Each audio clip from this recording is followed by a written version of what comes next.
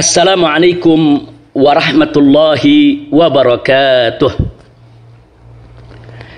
Bismillah, walhamdulillah, wassalatu wassalamu ala rasulillah wa ala alihi wa sahbihi wa mawalah. Alhamdulillah, saya bersama keluarga dari kota suci Makkah Al-Mukarramah saat ini ada dalam keadaan sehat walafiat. Dan semoga saudara-saudara kami tercinta di Indonesia senantiasa dalam keadaan sehat walafiat dan dilindungi oleh Allah Subhanahu wa taala dari segala musibah, serta semoga Allah Subhanahu wa taala segera mengangkat wabah corona dari kita punya negeri sehingga kehidupan kembali normal seperti biasa. Amin ya rabbal alamin. Saat ini saya ingin mengemukakan rasa gembira dan bahagia saya. Sekaligus saya ingin menyampaikan apresiasi dan penghargaan serta ucapan terima kasih kepada segenap ikhwan, kepada segenap kawan-kawan seperjuangan yang pada malam hari ini menggelar dialog virtual via Zoom. Dan secara khusus saya sampaikan apresiasi, penghargaan dan terima kasih ini kepada semua rekan-rekan dari FPI, GNPF Ulama, PA 212, FUI, AKL, MIUMI, Majelis Az-Zikra, Wahdah Islamiyah, begitu juga semua rekan-rekan dari MPUII, dan tidak ketinggalan juga para sahabat dari HRS Center yang selama ini aktif memberikan dan mengirimkan saya aneka ragam berkas dokumen yang berkaitan dengan perkembangan aneka ragam kebijakan di negara kita tercinta Republik Indonesia. Dan secara khusus saya ingin sampaikan terima kasih kepada saudara saya, kecintaan saya, Habibi Galbi, yaitu host kita pada malam hari ini, yaitu Al-Ustadz Ad-Doktor Haikal Hasan Baras, hafizahullahu ta'ala wara'ah. Terima kasih Ustadz Hasan, Masya Allah, Babe Haikal pada malam hari ini menjadi host kita bersama. Terima kasih sekali lagi kepada antum dan kepada seluruh ikhwan. Mudah-mudahan dialog virtual kita via Zoom pada malam hari ini, ya tentunya di Indonesia sudah malam, sementara kami di kota Mekah masih sore, karena kita ada perbedaan waktu 4 jam. Jadi sekali lagi terima kasih, jazakumullahu khairal jasa. Nah baiklah, untuk menyingkat waktu, karena banyak sekali peserta yang mengikuti daripada dialog virtual ini, maka langsung saja saya ingin menyampaikan pandangan saya tentang rancangan undang-undang haluan ideologi Pancasila atau yang disingkat RUU HIP. Saya ingin langsung menyampaikan pandangan saya tentang RUU HIP yang memang saat ini sedang menjadi perbincangan di kita punya negeri. Nah, mudah-mudahan apa yang saya sampaikan ini manfaat untuk kita semua.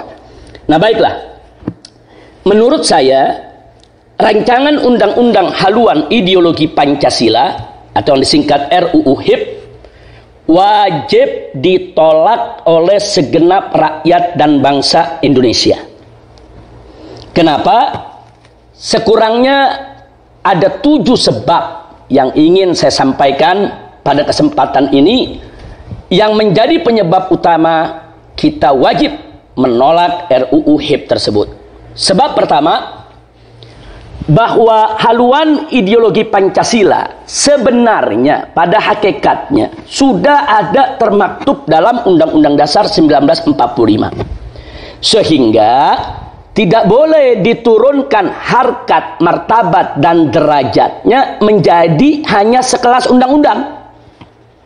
Nah, jadi saya melihat bahwa RUU HIP ini telah menurunkan derajat, menurunkan harkat, martabat, menurunkan kelas daripada haluan ideologi Pancasila dari semula merupakan landasan konstitusional yang tinggi dalam Undang-Undang Dasar 1945, kemudian diturunkan hanya sekelas undang-undang.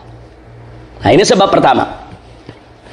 Sebab kedua, bahwa definisi haluan ideologi Pancasila dalam RUU HIP tidak lagi meletakkan agama sebagai sesuatu yang pokok dan mendasar, tapi diganti dengan mental spiritual.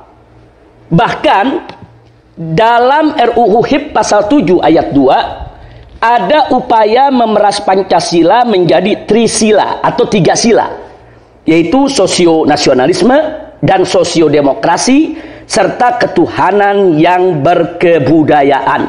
Catat, dalam RUU HIP disebutkan ketuhanan yang berkebudayaan. Jadi bukan lagi ketuhanan yang Maha Esa, tapi ketuhanan yang berkebudayaan. Menurut saya ini merupakan pelecehan terhadap agama dan nilai-nilai luhur ketuhanan yang Maha Esa yang selama ini dijunjung tinggi oleh rakyat dan bangsa Indonesia.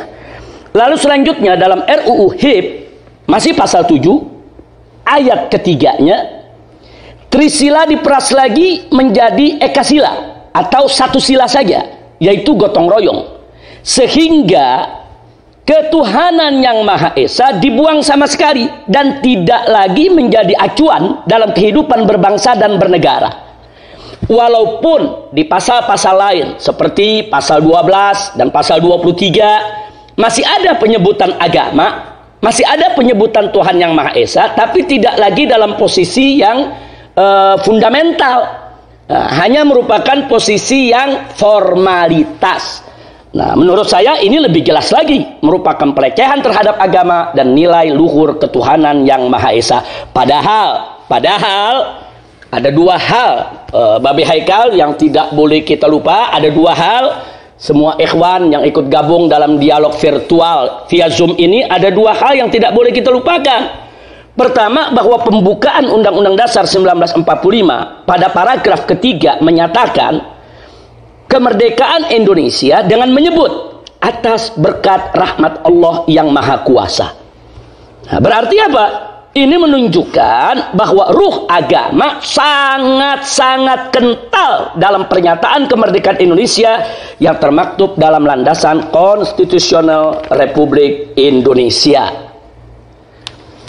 Hal yang kedua adalah bahwa pembukaan Undang-Undang Dasar 1945 pada paragraf yang keempat menyatakan, maka disusunlah negara Republik Indonesia yang berkedaulatan rakyat dengan berdasar kepada ketuhanan yang Maha Esa. Nah, setelah itu baru disebutkan sila-sila lain dalam Pancasila sebagai dasar negara Republik Indonesia. Ingat, Pancasila adalah dasar negara Republik Indonesia, bukan pilar. Nah, jadi kalau disebut dasar itu betul-betul fundamental, betul-betul merupakan fondasi, pokok, dasar, bukan hanya sekedar pilar. Nah, dua hal ini menunjukkan bahwa sila ketuhanan yang Maha Esa sebagai sila pertama atau sila kepala dari sila-sila yang lain disebut lebih dulu sebagai landasan ideal Republik Indonesia. Dan ini sekaligus menunjukkan bahwa ruh agama yang sangat melekat dengan jati diri bangsa Indonesia. Nah, dengan demikian jelas bahwa RUU HIP dengan demikian jelas bahwa RUU HIP tidak lagi yaitu menjadikan agama maupun ketuhanan yang Maha Esa dalam posisi yang fundamental, dan ini merupakan pelecehan dan ini merupakan salah satu sebab di mana kita harus menolak RUU HIP. Nah, selanjutnya Babe Haikal yang tidak boleh kita lupakan yaitu sebab yang ketiga. Sebab yang ketiga bahwa dalam RUU HIP pasal 5 ayat 1 menyatakan bahwa sendi pokok Pancasila adalah keadilan sosial. Nah, ini ditulis secara letterlock, saya bacakan, tertulis termaktub dalam RUU HIP pasal 5 ayat 1 yang bunyinya sendi pokok Pancasila adalah keadilan sosial. Nah, saya ingin menyampaikan sekaligus ingin mengingatkan diri saya maupun segenap kawan-kawan dan seluruh bangsa Indonesia bahwa redaksi ini, sendi pokok Pancasila adalah keadilan sosial, ini mirip persis dengan manifesto PKI yang pernah digariskan oleh gembong PKI yaitu DN Aidit pada tahun 1963, di mana DN Aidit menyatakan bahwa urat tunjang Pancasila, urat tunjang Pancasila maksudnya sendi pokok atau intisari Pancasila, menurut PKI adalah keadilan sosial, bukan ketuhanan yang Maha Esa. Nah, jadi di sini ingin saya ingatkan bahwa RUU HIP secara terang-terangan telah mengadopsi redaksinya mirip persis dengan manifesto PKI yang pernah disebarluaskan oleh gembong PKI dan NID pada tahun 1963. Nah, padahal dalam batang tubuh UUD 1945 pasal 29 ayat 1 dinyatakan bahwa negara berdasar ketuhanan yang Maha Esa. Nah, dan jadi jelas bahwa berdasarkan landasan konstitusional Republik Indonesia, baik melalui pembukaan maupun batang tubuhnya, bahwa dasar negara Indonesia adalah Pancasila sebagai landasan ideal dan intisarinya adalah ketuhanan yang Maha Esa. Sehingga hanya sila pertama saja yang berhak untuk dikatakan sebagai urat tunjang Pancasila atau dikatakan sebagai sendi pokok Pancasila, bukan yang lainnya. Nah, oleh karenanya tafsir dan pengamalan sila-sila yang lain dalam Pancasila tidak boleh keluar dari nilai-nilai luhur sila pertama sebagai sila kepala, yaitu sila ketuhanan yang Maha Esa. Nah, jadi saya ingin katakan di sini bahwa menjadikan sila keadilan sosial sebagai sendi pokok Pancasila adalah upaya untuk mengeliminir sila ketuhanan yang Maha Esa, sekaligus merupakan upaya jahat untuk mengeliminir Pancasila itu sendiri dengan menjauhkannya dari nilai-nilai ketuhanan yang Maha Esa. Nah, oleh karena itu tidak berlebihan kalau saya ingin katakan di sini bahwa RUU HIP telah kemasukan ideologi PKI. Jadi agenda PKI itu sudah masuk dalam RUU HIP. Ini bukan konon katanya, ini bukan isu atau rumor, tapi ini fakta yang bisa kita buktikan secara ilmiah. Nah, ini sebab ketiga. Nah, kemudian kita melanjutkan lagi sebab keempat. Nah, sekarang sebab yang keempat, bahwa RUU HIP tidak memuat TAP MPRS nomor 25 tahun 1966 tentang pembubaran dan pelarangan PKI serta pelarangan penyebaran paham komunisme, Leninisme, dan Marxisme. Padahal TAP MPRS nomor 25 tahun 1966 merupakan konsideran, merupakan pertimbangan penting bagi RUU HIP untuk melindungi Pancasila dari rongrongan PKI dan segala pahamnya. Dan selama ini kita sudah tahu, sudah menjadi rahasia umum bahwa PDIP dan anak keturunan PKI paling getol menyuarakan tuntutan penghapusan TAP MPRS nomor 25 tahun 1966 tersebut. Jadi artinya di sini ada benang merahnya, ada korelasinya. Selama ini anak keturunan PKI bersama PDIP getol menuntut penghapusan TAP MPRS nomor 25 tahun 66 tentang larangan PKI, karena selama ini tidak pernah berhasil. Akhirnya mereka melakukan strategi lain, yaitu dengan memasukkan manifesto PKI lewat rancangan undang-undang HIP yang kita sedang bicarakan ini. Jadi sekali lagi kita nggak kaget, pantas kenapa TAP MPRS nomor 25 tahun 1966 tidak dijadikan konsideran, tidak dijadikan pertimbangan di dalam RUU HIP ini.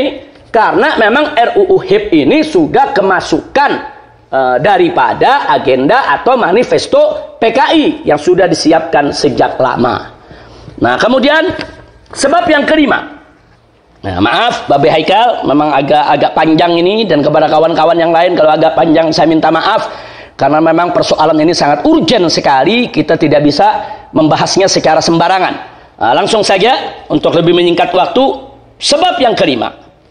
Nah, sebab yang kelima, kita ingin membuktikan bahwa adanya benang merah, adanya keterkaitan atau adanya hubungan antara RUU HIP dengan agenda PKI. Nah, itu bisa terlihat jelas di mana pada saat ini yang menjadi sebab kelima, bahwa ketua panja RUU HIP adalah anggota DPR RI dari PDIP yang bernama Ripka Ciptaning. Nah, Ripka Ciptaning ini patut diduga kuat bersama komplotannya di DPR RI yang memasukkan manifesto PKI ke dalam RUU HIP. Nah, indikasinya apa? Indikasinya pertama, bahwa Ripka adalah pengarang 2 buku kontroversial yang membela PKI. Nah, yang pertama buku berjudul Aku Bangga Jadi Anak PKI, dan yang kedua adalah buku yang berjudul Anak PKI Masuk Parlemen. Nah, di mana dalam kedua buku ini keberpihakannya, pembelaannya terhadap ideologi PKI sangat jelas sekali. Bahkan pemutarbalikannya terhadap sejarah PKI itu sendiri juga dilakukan dalam kedua buku tersebut. Nah, kemudian yang kedua, bahwa Ripka dalam sejumlah wawancara terekam, tersebar, viral di YouTube dan di medsos-medsos lainnya, bagaimana Ripka menyatakan secara terbuka bahwa PKI adalah korban Orde Baru dan TNI adalah pelaku kejahatan yang membantai PKI. Nah, jadi kita bisa lihat siapa Ripka Ciptaning ini. Jadi jelas bahwa Ripka dan kawan-kawan punya agenda PKI yang disusupkan dalam RUU HIP. Sekali lagi, ini bukan hoax, tapi ini fakta. Ini bukan isu atau rumor, tapi ini bisa kita buktikan dengan indikasi-indikasi kuat yang tidak terbantahkan. Dan yang ketiga, bahwa Ripka dalam ragam wawancara persnya juga mengakui secara terbuka bahwa keluarga dan anak keturunan PKI yang dia memperkirakan ada 20 juta orang, kata dia semuanya menyalurkan aspirasi politiknya ke PDIP. Dan dia juga mengakui bahwa para politisi dari generasi muda anak keturunan PKI rame-rame masuk ke PDIP, hingga bisa menjadi anggota dewan, bisa menjadi pejabat dari pusat sampai ke daerah. Jadi dengan demikian, saya bisa katakan memang Ripka dan kawan-kawan sedang jalankan agenda PKI. Ini sebab kelima. Jadi dengan adanya Neo PKI duduk yaitu sebagai ketua panja RUU HIP, ya kita tidak kaget kalau RUU HIP itu kurang lebih yang menjadi manifesto Neo PKI di zaman sekarang ini. Karenanya wajib kita tolak.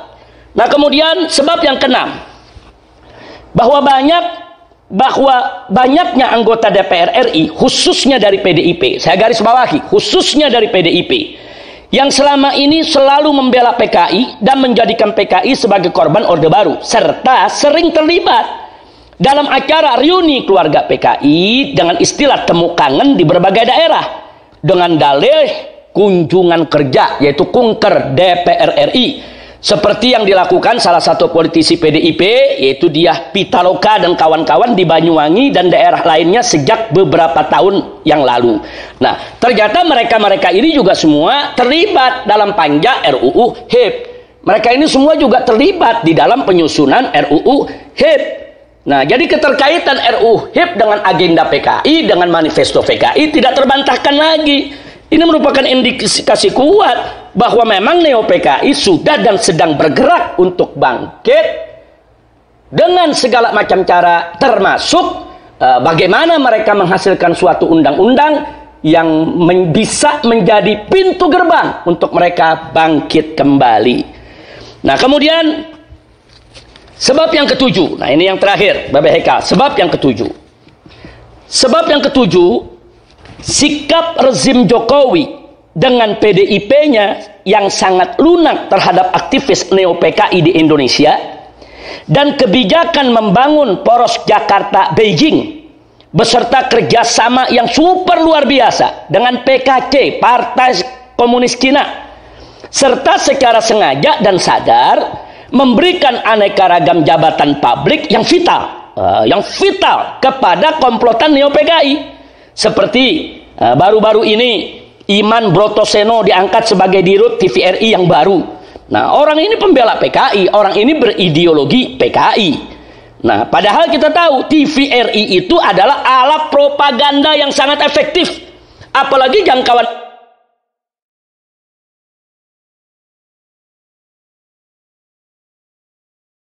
dicapai oleh satu televisi mainstream manapun yang ada di Indonesia. Sehingga dengan adanya yaitu generasi muda Neo PKI menjabat sebagai dirut TVRI, Sehingga gerakan Neo PKI lebih leluasa mengemas dan menjalankan agendanya lewat TVRI.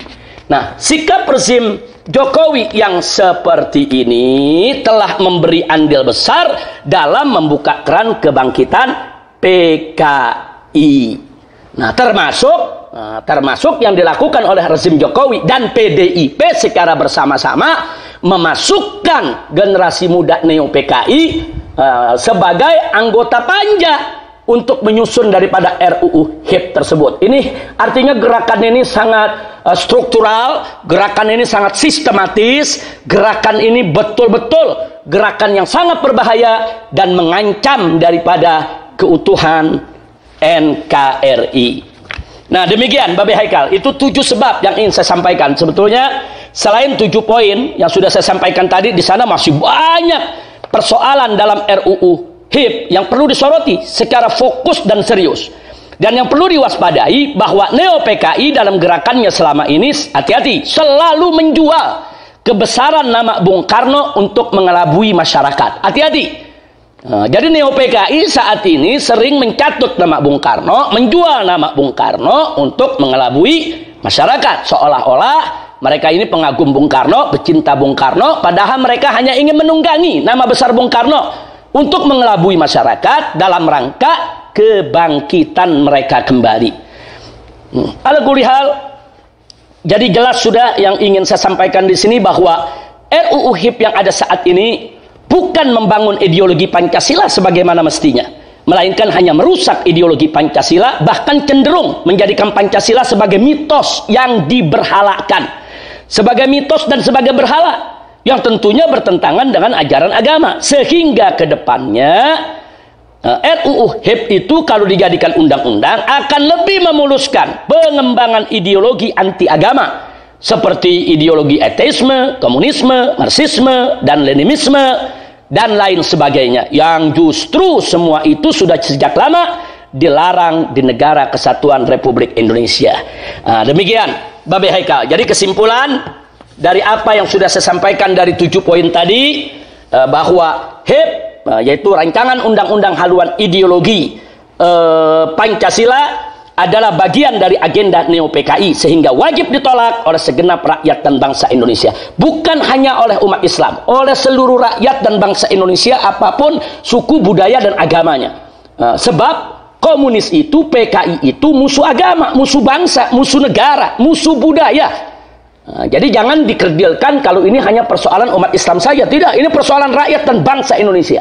Seluruh rakyat dan bangsa Indonesia, apapun suku, budaya, agamanya, harus terlibat menjaga keutuhan NKRI dengan menolak daripada agenda Neo PKI yang disebut sebagai RUU haluan ideologi Pancasila tersebut. Namun saya juga mau ingatkan, penolakan RUU HIP saja tidak cukup, karena PKI ini licin bagaikan belut. Hari ini Neo PKI gagal menggolkan suatu agenda, maka besok mereka akan buat agenda lain yang serupa, tapi dalam kemasan yang berbeda untuk mengelabui rakyat dan bangsa Indonesia. Sementara gerak laju kebangkitan PKI bagi umat Islam dan seluruh rakyat bangsa Indonesia wajib di-stop dan dihentikan secara total. Nah, jadi ini yang mesti kita ingat, kita harus menghentikan agenda Neo PKI ini secara total. Oleh karenanya tidak cukup kalau kita hanya menolak daripada rancangan undang-undang HIP saja. Karena kalau rancangan undang-undang HIP ini kita berhasil menolaknya, mereka akan cari agenda lain yang serupa, tapi dengan kemasan yang berbeda untuk mengelabui rakyat. Karenanya menurut pendapat saya, sekali lagi Babe Haikal, ini menurut pendapat saya, maaf saya katakan menurut pendapat saya, karena ini agak sensitif. Jangan sampai nanti ada pihak-pihak lain ingin memfitnah daripada dialog virtual Zoom kita ini sebagai dialog makar, sebagai pertemuan makar, sebagai rapat makar. Maka itu saya katakan di sini menurut pendapat saya, artinya saya bertanggung jawab secara pribadi, baik berdasarkan hukum agama maupun hukum negara, bahwa menurut pendapat saya bahwa jalan yang paling tepat untuk menghentikan kebangkitan PKI adalah makzulkan Jokowi dan bubarkan PDIP. Itu jalan yang paling tepat. Kenapa? Karena Jokowi dan PDIP sengaja atau tidak sengaja, dengan maksud atau tanpa maksud, disadari atau tidak disadari, telah menjadi pintu gerbang emas bagi kebangkitan PKI. Nah, jadi saya ingin ibaratkan persoalan, kalau di badan kita ini banyak koreng yang disebabkan oleh darah yang kotor, darah yang tidak sehat. Tentu tidak cukup kalau mengobatinya hanya dengan memberikan serbuk obat atau memberikan cairan obat kepada tiap-tiap koreng tadi. Karena satu koreng sembuh akan muncul koreng yang lain. Kenapa? Karena pokok persoalannya bukan di korengnya. Pokok persoalannya adalah di darahnya yang kotor dan tidak sehat. Sehingga untuk menyembuhkan koreng yang banyak tadi tidak cukup dengan meneteskan obat kepada tiap koreng, tapi darah kotor dan tidak sehatnya yang harus dicuci dan diganti. Nah, begitu juga apa yang terjadi di negeri kita. Ini udah terlalu banyak koreng, banyak borok di mana-mana. Kalau kita obati satu persatu koreng dan borok tersebut, sangat melelahkan, sangat capek betul, dan tidak akan pernah selesai. Hari ini koreng RUU HIP kita obati, besok muncul koreng RUU yang lainnya, dan seterusnya dan seterusnya. Nah, karena itu bukan hanya sekedar korengnya yang harus kita obati, tapi juga peredaran darah kotor dan tidak sehat itu harus kita ganti. Artinya apa? Artinya rezimnya itu yang mesti kita ganti. Makanya saya katakan, makzulkan Jokowi dan bubarkan PDIP. Karena PDIP sudah menjadi sarang daripada generasi neo-PKI yang mengusung kembali ideologi PKI dan ingin menghidupkan kembali daripada ajaran komunisme, leninisme, dan marxisme. Namun demikian, Bapak Heka, supaya tidak ada kesalahpahaman, di penutup ini saya ingin memberikan catatan penting. Supaya tidak salah paham, perhatikan baik-baik. Bagi semua yang ikut mendengarkan daripada dialog virtual via Zoom ini, bahwa yang saya maksudkan dengan neo-PKI, sekali lagi, yang saya maksudkan dengan neo-PKI di sini adalah dua golongan. Yang pertama, anak keturunan PKI yang masih mengusung ideologi PKI atau menjalankan agenda PKI. Jadi anak keturunan PKI yang masih mengusung ideologi PKI dan menjalankan agenda PKI, itu yang saya sebut generasi neo-PKI. Sedang anak keturunan PKI yang sudah membaur dan menerima ideologi Pancasila secara utuh dan benar, serta tidak lagi mengusung ideologi PKI, maka mereka wajib kita hormati, wajib kita terima sebagai saudara. Dan gak boleh lagi kita mengait-ngaitkan mereka dengan kesalahan yang dilakukan oleh orang-orang tua mereka. Karena mereka tidak bertanggung jawab dengan apa yang pernah dilakukan oleh orang tua mereka. Dan ini sesuai dengan prinsip ajaran Islam. Allah menyatakan dalam Al-Quranul Karim, yaitu di dalam beberapa ayat, faqala ta'ala la taziru waziratun wizra ukhra. Di mana Allah menyatakan bahwa seseorang itu, seorang pendosa siapapun dia, tidak akan menanggung dosa orang lain. Jadi tiap orang tanggung dosa masing-masing. Nah, kalau anak keturunan PKI ini tidak mengusung ideologi PKI, tidak melakukan kejahatan, mereka tidak menanggung dosa yang dilakukan oleh orang tua mereka. Makanya kita tetap harus menghormati dan yaitu menjadikan mereka sebagai saudara kita selama mereka tidak mengusung ideologi PKI dan selama tidak lagi menjalankan agenda PKI. Nah, begitu juga Nabi mengatakan dalam hadisnya, kullu mauludin yuladu alal fitrah. Setiap anak yang dilahirkan itu dalam keadaan suci. Nah, karena di dalam Islam ini tidak ada dosa turunan, nggak ada dosa itu turun dari orang tua kepada anak. Orang-orang tua PKI dulu mereka berdosa, melakukan pengkhianatan, tapi anak keturunan mereka tidak boleh kita bebankan untuk bertanggung jawab daripada kesalahan yang dilakukan oleh orang tuanya. Jadi sekali lagi, generasi neo PKI yang saya maksudkan adalah anak keturunan PKI yang mengusung kembali ideologi PKI dan menjalankan agenda PKI. Sedangkan anak-anak keturunan PKI yang sudah sadar, insaf, membaur, bersatu dengan seluruh masyarakat dan menerima Pancasila secara utuh dan benar, mereka tidak masuk dalam konteks neo PKI.